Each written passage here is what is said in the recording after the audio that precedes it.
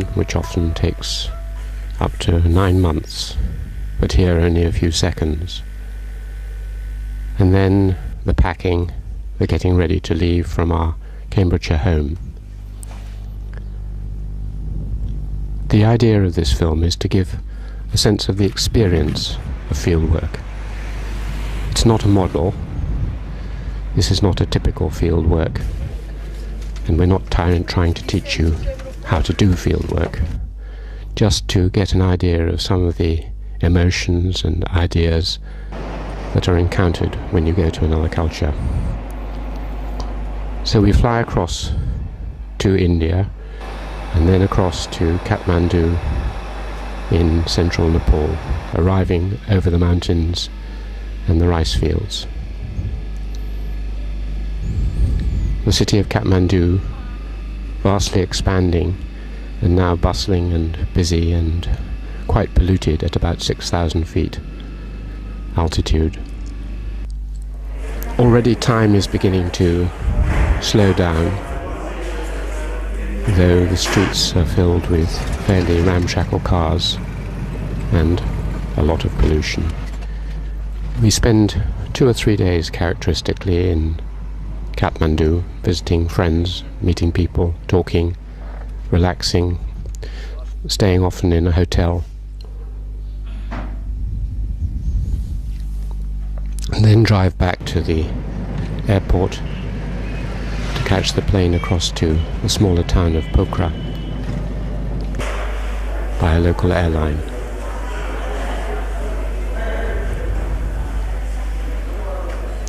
Again, a lot of waiting, slowing down from the rush of Western life.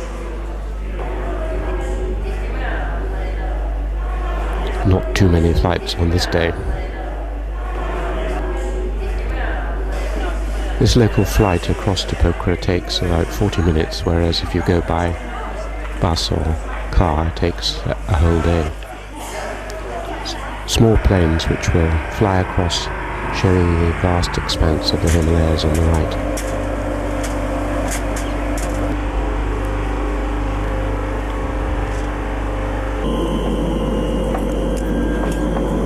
Taking off from Kathmandu and then across the rugged and deforested lower Himalayas in Pokhara. The first wheel that arrived here in the 1950s was on an aeroplane. At about 2,000 feet, a beautiful warm town, still with much charm. An intersection of the east and the west, where the Gurungs, the people we're going to work with, marked in the centre of the map, live. About 160,000 of them, or a little more in that area, centred around Pokhara, many of them now living in Pokhara. Pokhara itself very busy, full of taxis, full of buses, but now rather denuded of tourists because of the political situation. A mixture of the old town, the old markets, and the new supermarkets. Electricity, medicine, doctors, videos, all this in a rush in the last 15-20 years. And even the Rover's Return pub.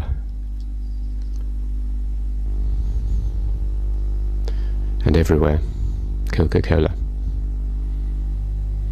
The old hippie world still remaining slightly, and their hotels, one of which we stay in, Hotel Sakura. Every year we stay here in the top of this hotel and look out on this view of the mountains behind the hotel, where we will be walking shortly.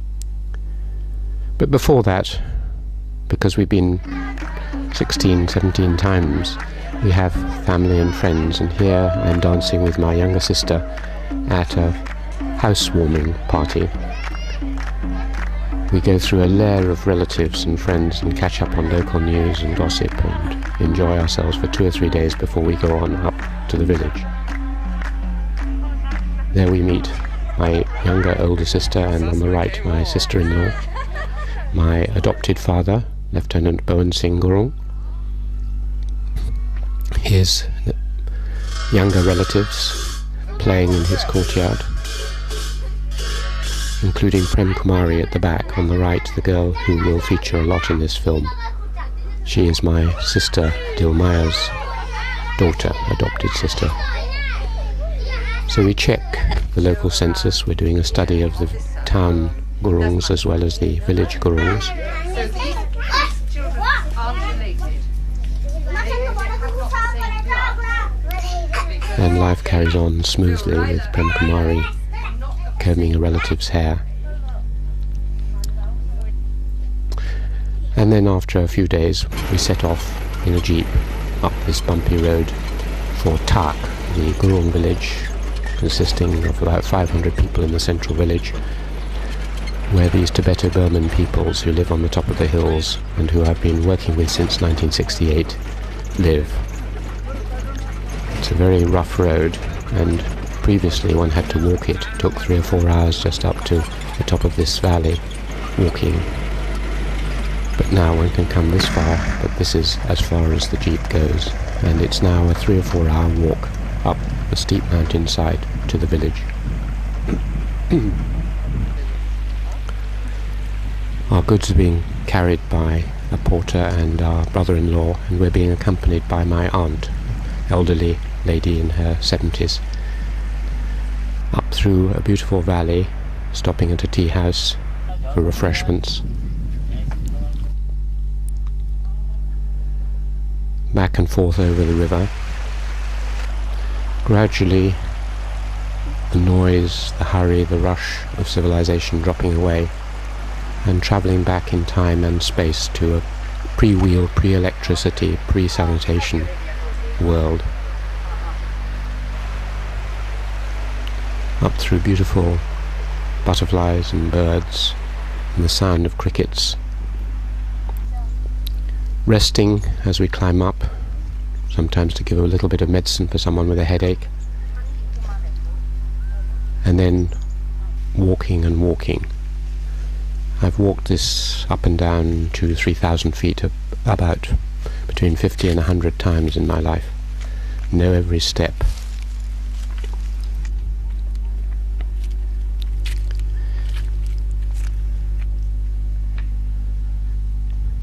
As long as one takes it easy, it's fine.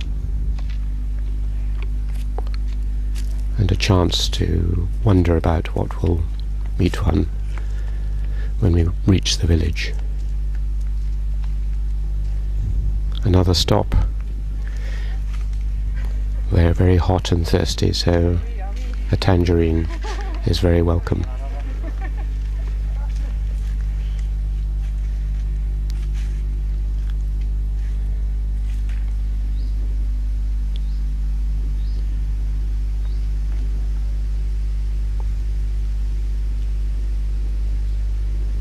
To be shared with my brother-in-law Sujay, and then on up the steps, stopping to look back. There's the valley we came up in the jeep in the far distance, and then looking up to the village, still another 1,000 feet above us. We meet old friends who greet us and say, "It's nice to see you again."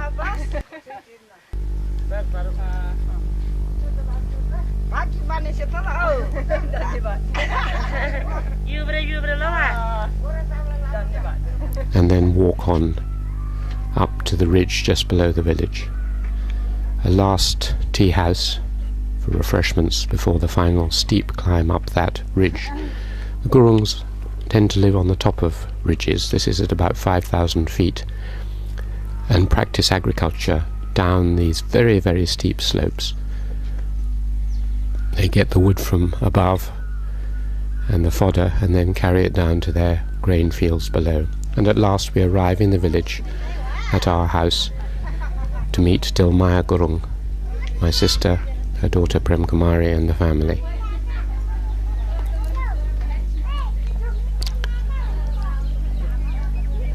So we've arrived.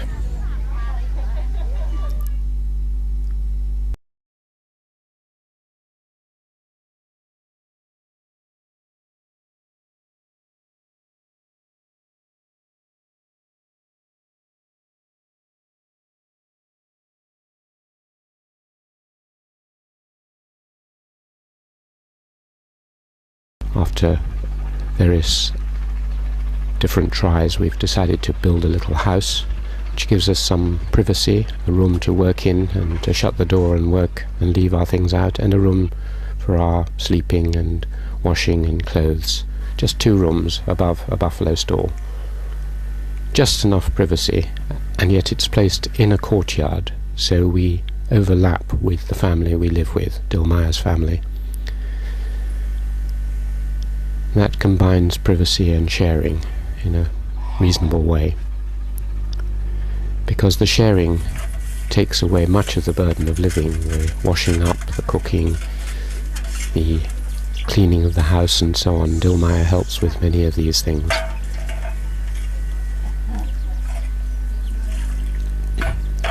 But we still have to keep ourselves clean, which is quite a struggle in a village like this.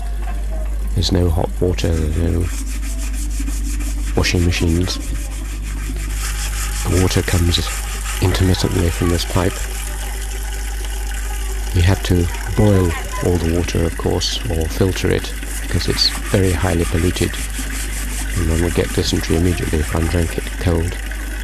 And they had to spend an enormous amount of time, originally on my first field work, over an hour a day fetching water. And we eat with the family, morning and evening. This is a very important time for the field anthropologist, talking in a relaxed way, working out what's going to happen in the day, what has happened in the day, commenting, gossiping in the intimacy of the family. And of course, sharing food, which is a very strong form of communication. Filming my sister Dilmaya is a very intimate act. When eating is a private activity, women eat after the men, and she's a bit shy about being filmed, but because of our relationship she allows it. You'll see a lot of women, not just Dilmaya, not just Sarah, my wife, because most of the men have gone away to work either in the British Army, the Gurkhas, or the Indian Gurkhas, or as wage labourers. Here there's the problem of toilets. You can waste an awful lot of time trying to go off, as I did in my first field work, and find a hedge and a field. So after various experiments they built us a toilet, but it had terrible effects because the thing became infested with mosquitoes in the water tank, and here we're trying to stop the mosquitoes escaping. And this is a typical example, or an example, of the effects the field anthropologist often has on a community by altering something and then having unintended consequences. Dilmaya is trying to hear the sound, and she can. The water itself, as mentioned, is polluted, and for the first time Dilmaya can see what's inside the water, some of the tiny creatures, through a microscope. There are other hazards. There are leeches in the summer which bite everyone, including the anthropologist, and of course you often become ill. Here I've got a very bad cold. Nearly everyone becomes ill in the field in many parts of the world, and of course the people themselves are ill nearly all the time. Almost everyone has something wrong with them. This little girl has got a fever, and the witch doctor on the right is trying to cure her, and her mother is also taking precautions by giving her a paracetamol.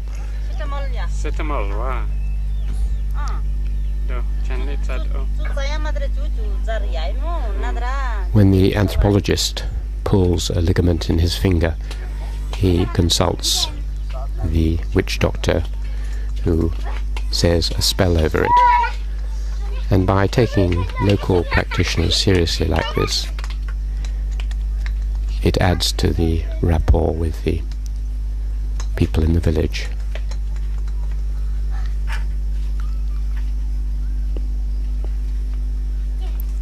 The finger was much better after this, I can assure you. Mutual grooming, of course, is a very important form of communication. Here Prem Kumari is having the luxury of Western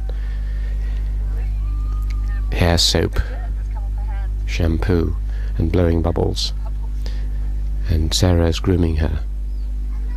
It's a very intimate gesture.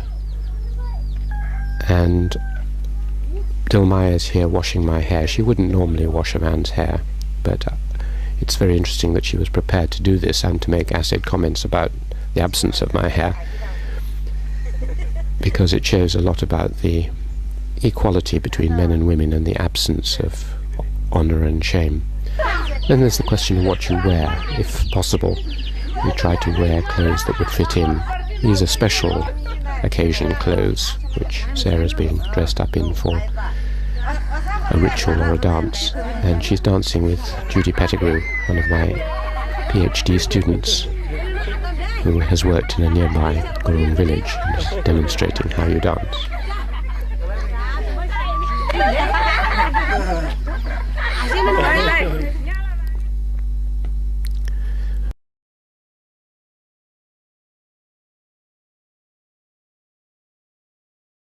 That's not just language, but the whole body. Communication with children is often the easiest to start with, tickling them, trying to distract you, all done with the body, really. Children are used to the difficulties of communication with adults, and a lot of it is physical. They also tend to have much more time for teaching the anthropologist. And so here Prem Kumari is teaching Sarah the names of the different fingers: father finger, mother finger, brother finger, sister finger. And the children themselves, of course, are at school, so they're being taught, and they also get pleasure in teaching others. Here they're teaching Sarah how to pronounce Nepali letters.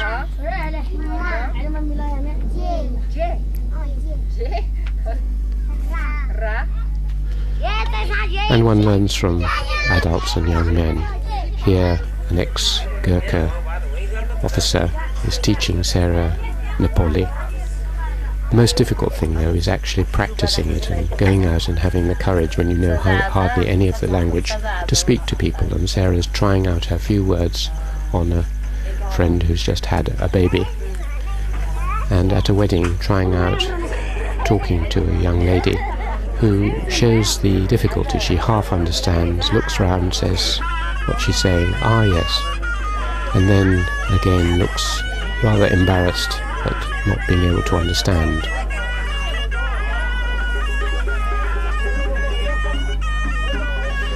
But if you have some photographs to talk about, this is my aunt, this is my uncle, animation and excitement.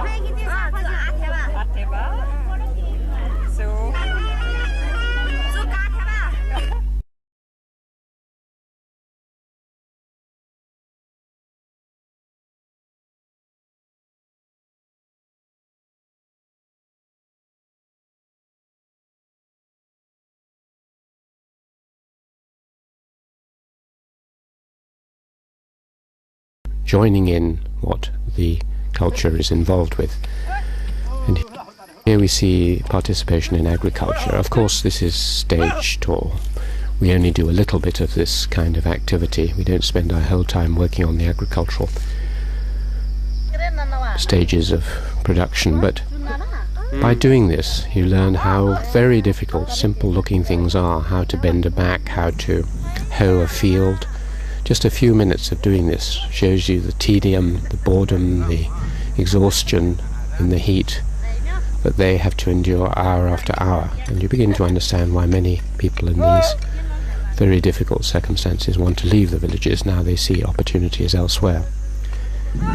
But also their skill and crafts and hard work and organisation become apparent when you try and do it yourself.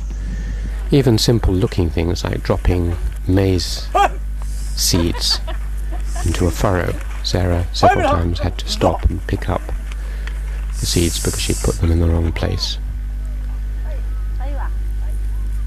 And even more tricky, trying to plough. Not even the turning on these narrow terraces, but just keeping a straight line is beyond me. I don't know how to address the oxen in the local language, though I'm trying, and I keep having to pick up the plough because it goes askew, and that obviously is useless. Oh! Go to Thai. Oh!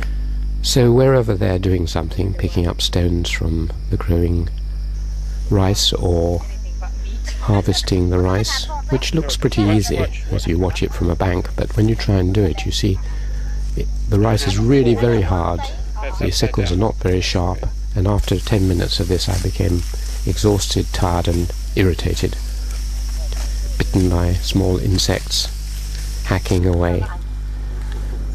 And even harvesting millet, head by head by head, just to provide a very small meal, is hard and hot work. And then when you've got the grains in, they have to be processed. The rice has to be dehusked.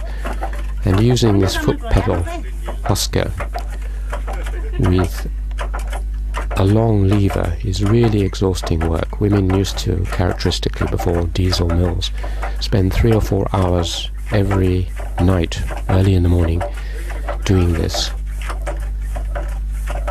just to produce enough rice for a day's food. It's alright for a few minutes and with a companion, but on your own. And quite skilled getting the rice in the right place, and even more skilled in the sifting of the husk away. If you watch her left hand, you'll see it flicks up, and that's the secret of it, flicking and hitting the tray. Prem Kumari trying to imitate her mother and take the stones out of the husk, and then Sarah trying to do it, and of course she doesn't know what to do with her left hand and the flicking. Trying to learn this, not only do you learn how difficult it is, but you also make them the teachers and you the learner, which is very important in establishing a balanced relationship with people. But of course Sarah hasn't the strength or the skill or the knowledge to do this. Sarah learning how to weave with a backstrap Indonesian loom. Clifford Geertz described the anthropologist as looking over the shoulders of the informant who is looking at the culture. But this is reversed. Here, the informants, the people themselves, are looking over your shoulders, teaching you about the culture. So this is one stage on in anthropology, where you become the learner, they become the teachers, and as demonstrated here, this often causes great amusement on their part at your inability to see how to do it. But they're usually very helpful, and they put their arms around you and show you the culture.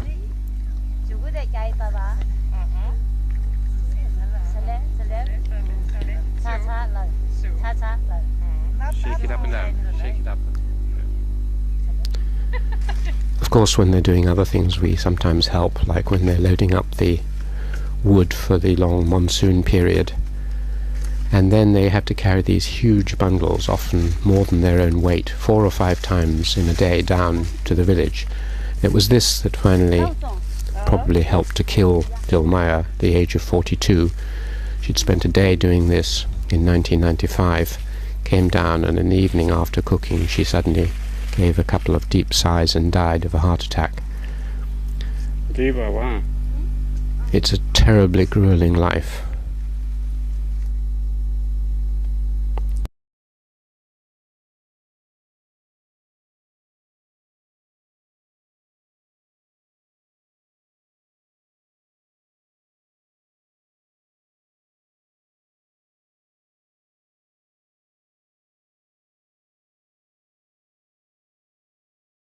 Here we're going off to a small puja that is being done at a house for a young man who's abroad, and so they've got in some Brahmin priests to do a ritual.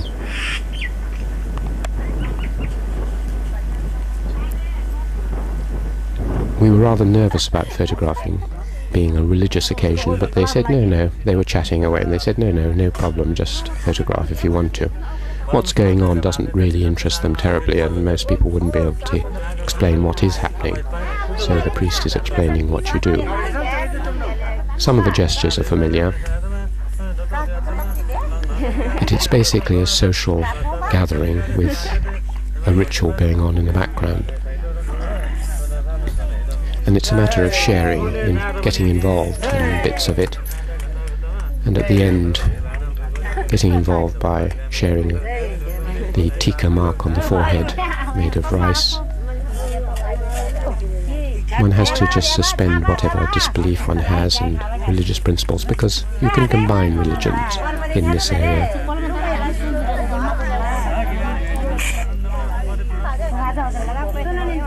The Brahmin going round, and he's putting a substance which Dilma is putting on her forehead, but Sarah drinks and then indicates to me, just by facial gestures, that this is cow's urine.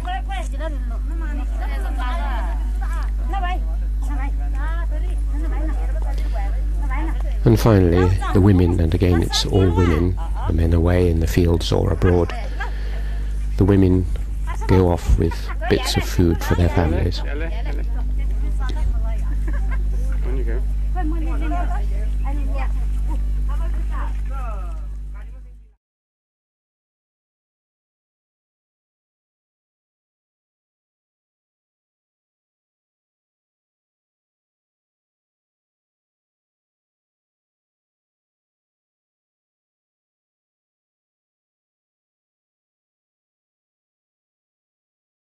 The dead man, from a photograph we'd taken my uncle, and some Buddhist lamas chanting. This goes on for a day and a night. It is very repetitive. Most people don't understand what's going on. There we see the old widow behind the 108 lights. And it can be extremely boring. Many rituals, particularly if you've seen them once or twice, become boring, and anthropologists have described this. But there are bits that are interesting. The relatives bowing 108 times.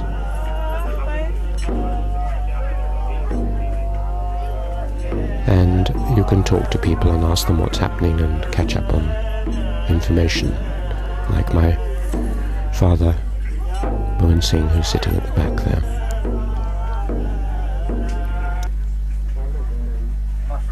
And talking to Sarah.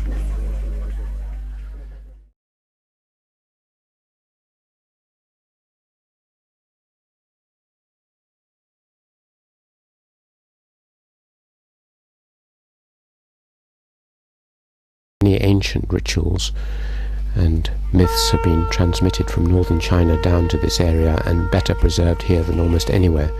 So here we see in our house a 12-hour shamanic ritual going on.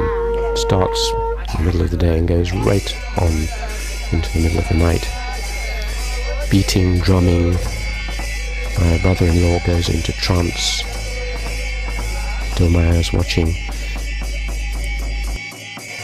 A huge rice effigy to the gods is made. Watching these things, you can't remain entirely detached. Often you feel quite overcome, frightened, excited, elated. It's all very mysterious. And then you finally, as the family, this rice effigy is swirled over my head, and I'm filming from underneath it.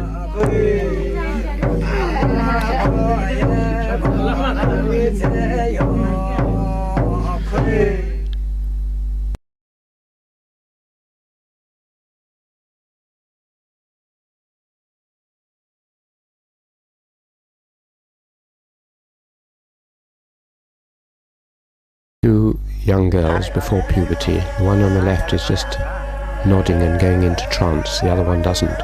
And they dance once a year for 3 whole days and part of the nights. An ancient Hindu myth or story about a king who was reputedly killed and his wife committed suti.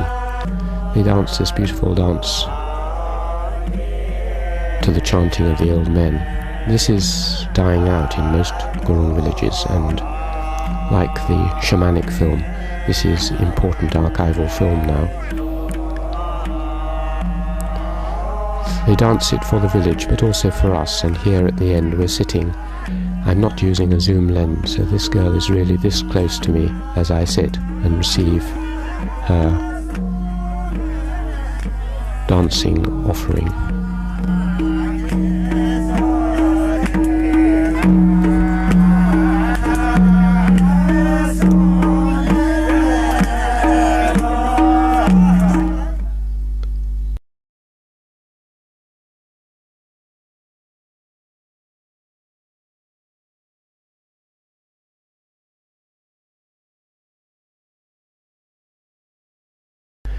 And here in brother-sister Tika ceremony, husbands, wives, brothers and sisters honor each other with little marks on the forehead and by feeding each other.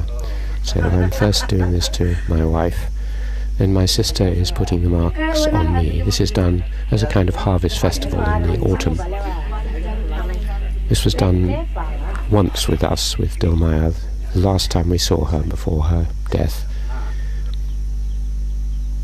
And it's the most intimate and honouring occasion. Above all, it's for brothers to honour their sisters.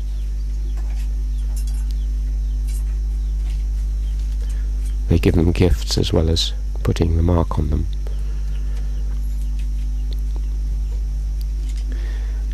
And the sisters put flowers on their brothers.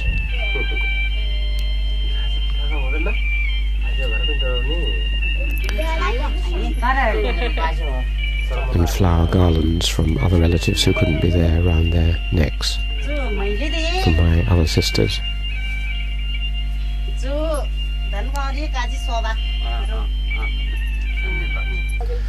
Sarah doing the same for her adopted brother.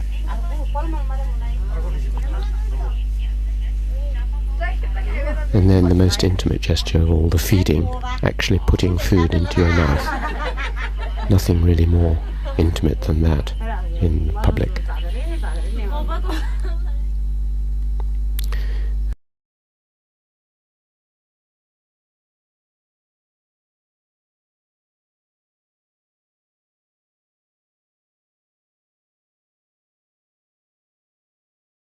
Memorial service for a dead person, and it's Prem Kumari's mother, Dilmaya, we're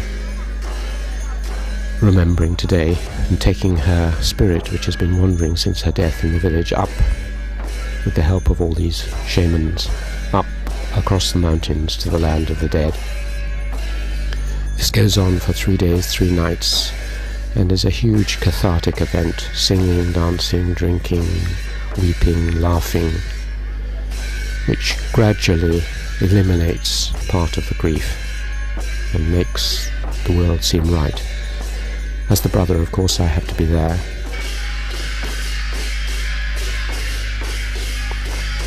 And help the spirit leave the village.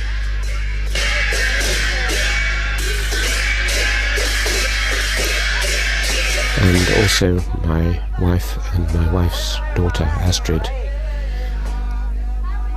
are there as well. Mostly women who go round in a slow circle, led by the oldest son, Krishna.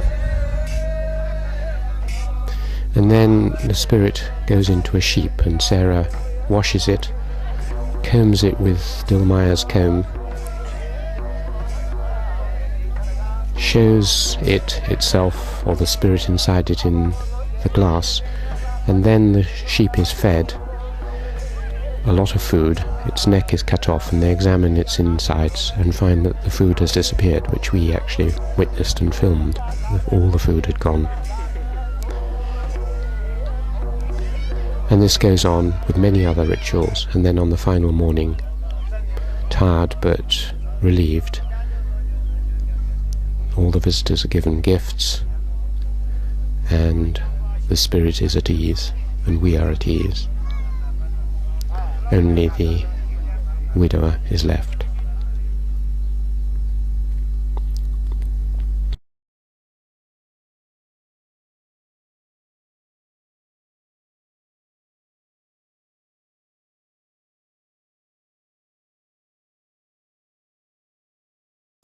You can observe in different ways. One is to sit and watch someone and then ask them a set of questions about what they're doing.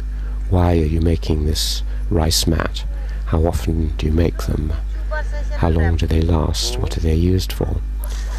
And sometimes, if it's a good relationship, they will ask you questions back. What do you sit on in England? Do you have these things? What do you put on the ground? And so you fill in questions about their various activities. You can ask them about their agriculture when they're beating maize. How much maize did you get from a certain field? Was it a bad year for monkeys? And so on.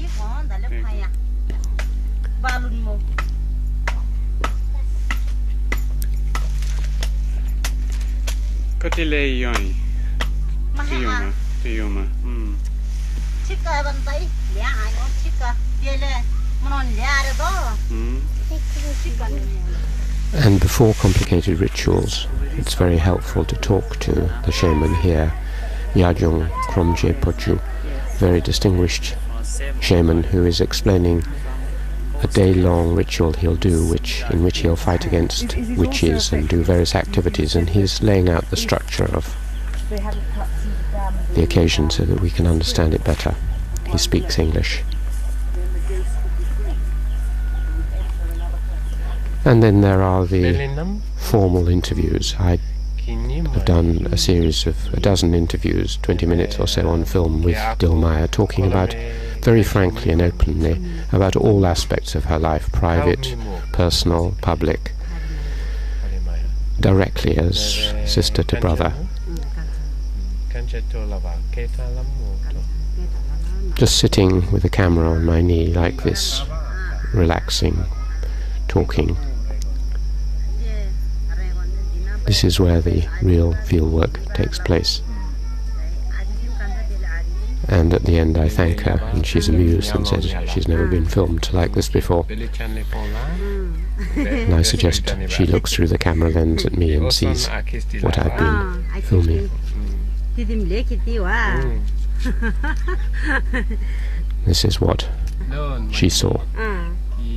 I'm going through a few more questions with her. And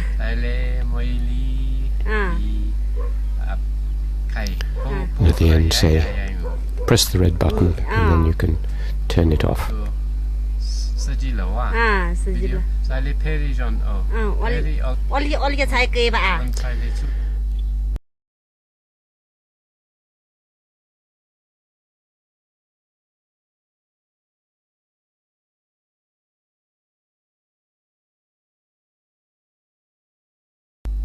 The most important part of the methodology in the field. We record everything in small notebooks. We sit talking to groups of people or single individuals and jot down the gist of their answers there. Just headings, just notes, which will be expanded later into the fieldwork diary. Just a tiny notebook which is not obtrusive and which, if lost, doesn't matter too much because there are lots of them. Trying to look at something and understanding, asking people what's happening.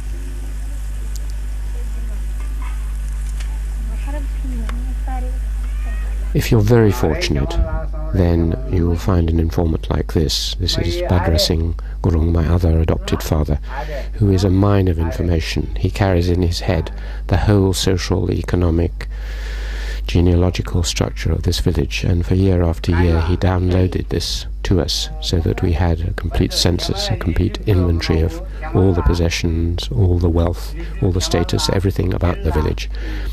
And hour after hour with him we transcribed this and later put it into a computer. So we're checking the field surveys and the who owns what and who is sharecropping what. Long, arduous work, often punctuated with colds, as you see with the toilet paper. Really grinding work, but it makes the difference between superficial and real to in-depth field work of a particular kind. A total reconstruction of a village, which is what we've been trying to do for over 30 years. Badra Singh trying out his English, using one English word and much amused by that.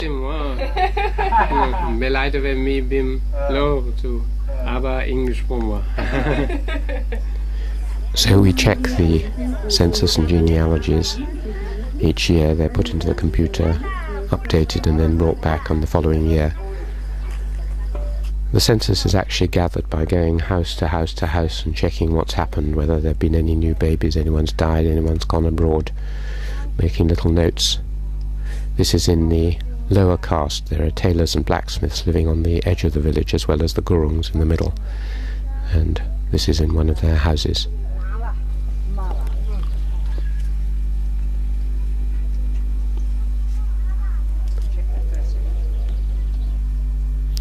And then collating it all. A great jigsaw puzzle which Sarah mainly sorts out, getting it all interrelated, often working with informants. This is the old man's son, who's now in Hong Kong and who speaks good English, and he's explaining what's happened in a certain household. Ah, yes. Let's have a look. We've got House 91. House 91, here we are. This is Dil Bahadur, that's at Lamaket. He's dead. Yeah, he's dead. Maila is Gopal Singh, Yeah. or Bhopal Singh. Bhopal. Is it Maila? Minus. So Maila. Long Maila's son or Maila work, himself but is living there? Minor. essential So Bhopal Singh. for this kind of classical community study, Ah, so he's built historical over there. community study fieldwork. Another way of gathering information is to show people photographs, ask them where the people are now, who they have married, and so on. Here we see some tailors and gurungs mixed together, showing the caste system is not very strict in this area. The ones on the left are tailors, and the others are gurungs. Balakrishna ashram. And we're being told, oh, so-and-so has gone off to Bombay. Balakrishna Bombay. And a photographic record. We've photographed every person in this village, often several times. They dress up. They like to dress up in their best clothes, as here.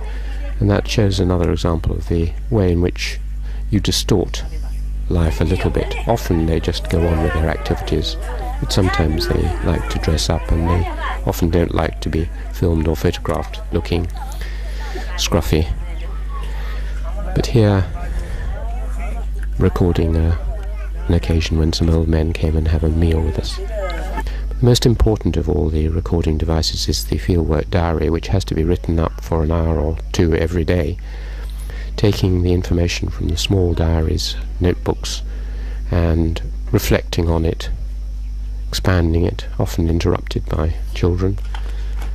It must be done within a few hours of taking the notes, and this diary is kept very carefully in the house so it won't get lost. It shouldn't be carried around, and it's also too large. It obtrudes between you and the people you're talking to. But it is the key document, and we in the end put all this into the computer as well.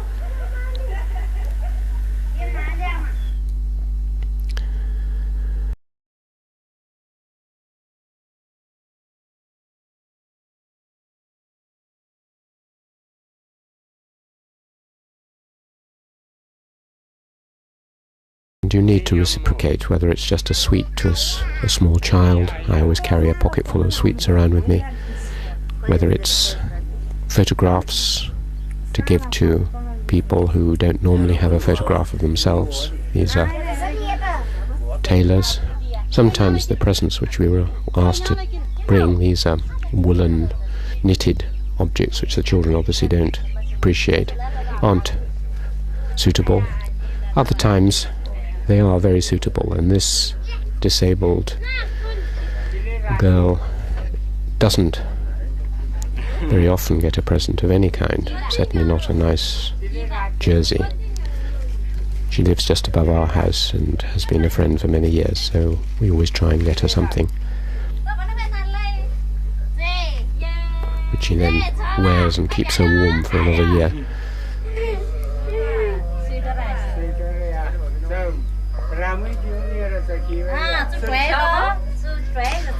Others pretending to take it away from her. More difficult to get nice things for Dilmaya, who's quite choosy. This is an occasion for the exchange of objects, and we tend to buy clothes for Prem Kumari, good, strong, large size clothes, which will see her through another year. And Dilmaya's bought this for Sarah, this sari, in exchange.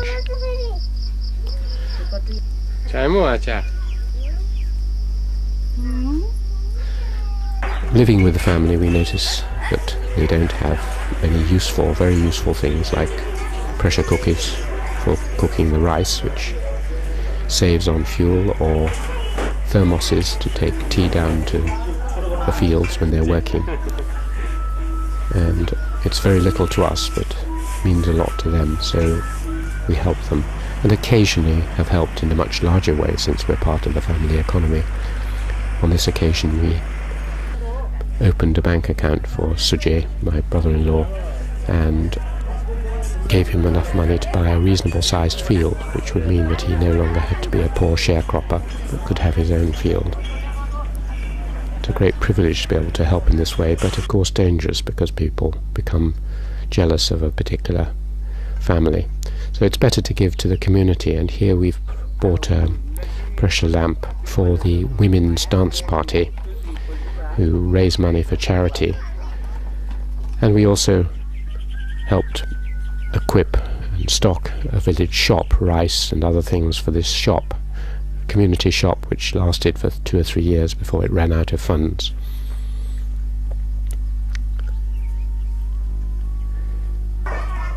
Different people can help in different ways.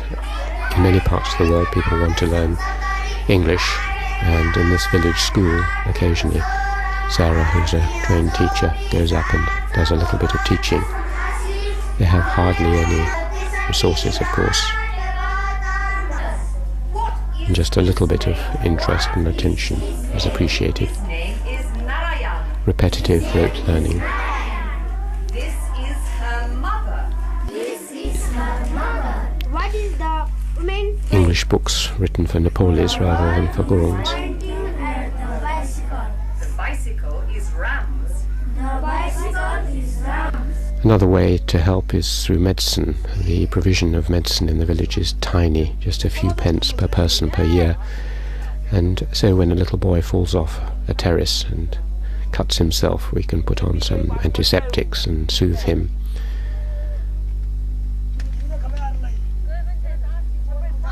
When another little boy sprains his arm, or when a little girl, tailor girl, pours kerosene on her stomach and then lights it, gets a bad burn, we can put some antiseptic on. Otherwise she might well have got gangrene and died, and here she is a year later, and we can see that though there's a mark on her stomach, it's actually healed very well, and she's fine. Now she's in her mid-teens.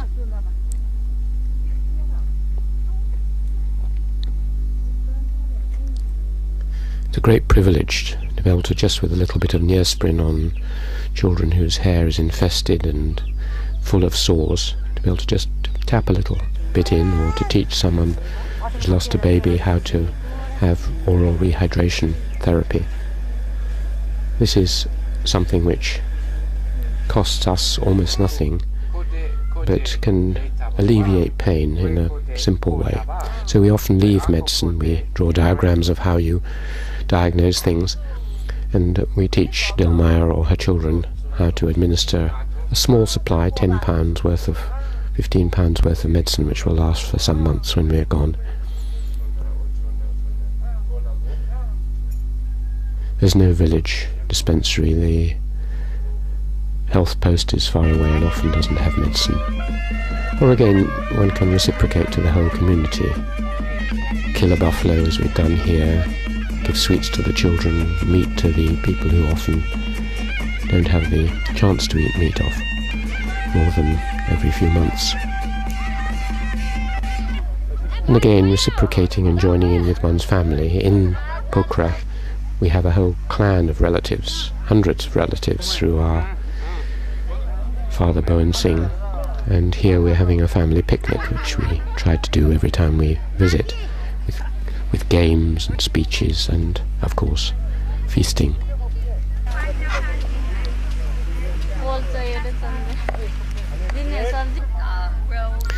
They very kindly provide white sliced bread sandwiches. To find us cheese and bread and so on, then it would be fun. Another way to reciprocate is to be involved actively, politically or culturally, and here I'm explaining that as an anthropologist I very much value their traditions, their myths and rituals, and that they should try and preserve them. After that speech, they were inspired to build, not just that speech, but they were inspired to build this fantastic museum, study centre, ritual centre, which is twice this size now, and preserves much of Gurung culture in it.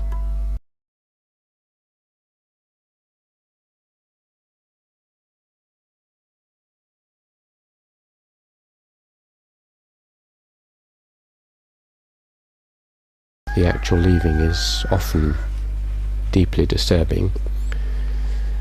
The packing up, the emotion. Dulmaya hardly ever shows emotion, but here she's weeping as we leave. We have a little ritual in the house, Badrasing, my father, blessing us for the journey.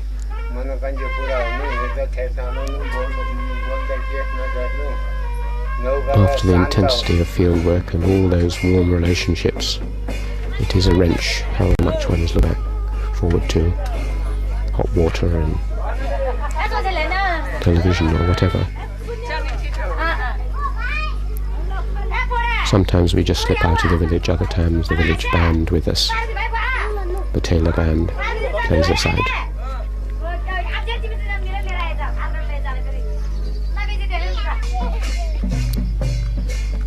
The edges of the village, and then down to the point where they will wave for an hour as we go down the hillside. They're still waving as we disappear. And then back to Pokhara airport to say goodbye to our relatives, my sister, my older sister and my sister-in-law, saying goodbye at Pokhara.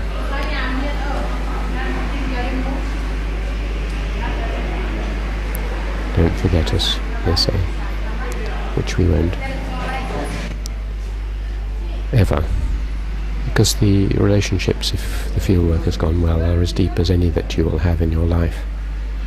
You're dependent on them, they give a huge amount of themselves, and the quality of the final fieldwork will often depend on that emotional bond, which is particularly deep with such warm and courageous, honest and delightful people as the Gurungs. Sister-in-law saying goodbye to Sarah, who obviously reciprocates, and Bowen Singh himself, British Gurkha lieutenant, reduced to tears. I've known him since 1968, a real friend. And then to Kathmandu and the international flight back to England, back to a different world. Affluent, but in many ways cold. And all there is the remembered village, and then the writing up of the field work, another year trying to reconstruct it in your mind, make sense of it, relive the emotions and the events, and then analyze it and perhaps prepare, if you're lucky, for the next visit.